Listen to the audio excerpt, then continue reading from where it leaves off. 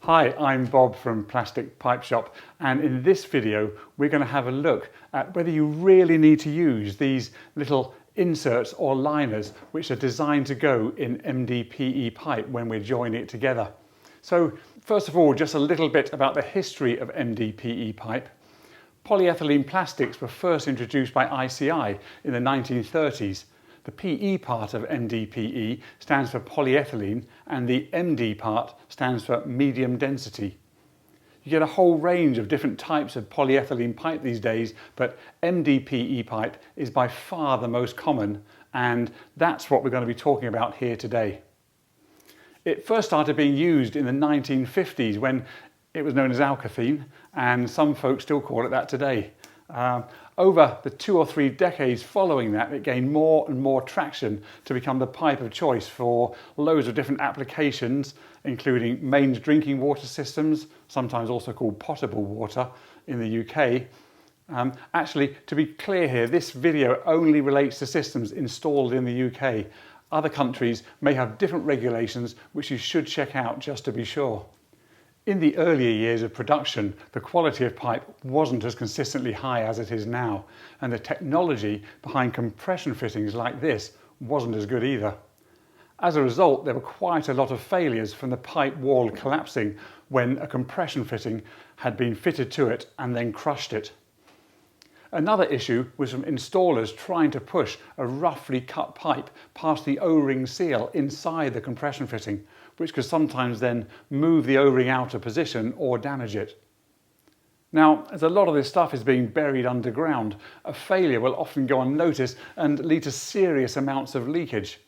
So, to overcome that, regulations were put in place so that whenever MDPE pipe is being used for drinking water, these inserts had to be used in the end of each piece of pipe that was being connected together by law.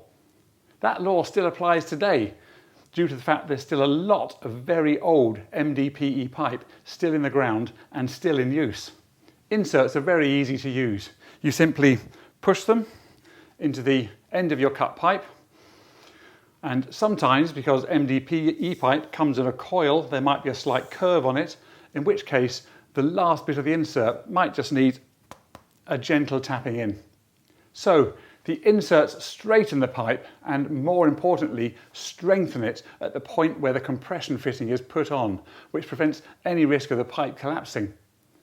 They also have a nice curved end on them, which overcomes any issues with roughly cut pipe damaging the O-ring. The compression fitting itself forms the seal with the O-ring and then has a toothed ring that grips the pipe as you tighten the nut. These days, pipe manufacturing methods and better designs of compression fittings mean that those inserts probably aren't required most of the time. However, for a drinking water system, so that's any pipework which is connected directly to the mains water supply, they must have inserts fitted to comply for regulations in the UK.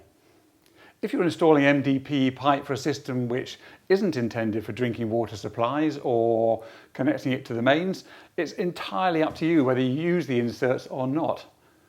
My personal preference is to use them all the time. They're very cheap, and I think there's nothing wrong with a bit of belt and braces approach sometimes. What can be confusing is that you may see compression fittings advertised as RAS approved for drinking water or potable water.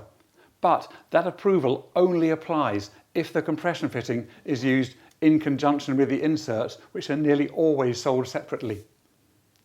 We have a separate video which explains about RAS and other approvals and what they actually mean, and I'll put that link in the video here as well as in the description for that.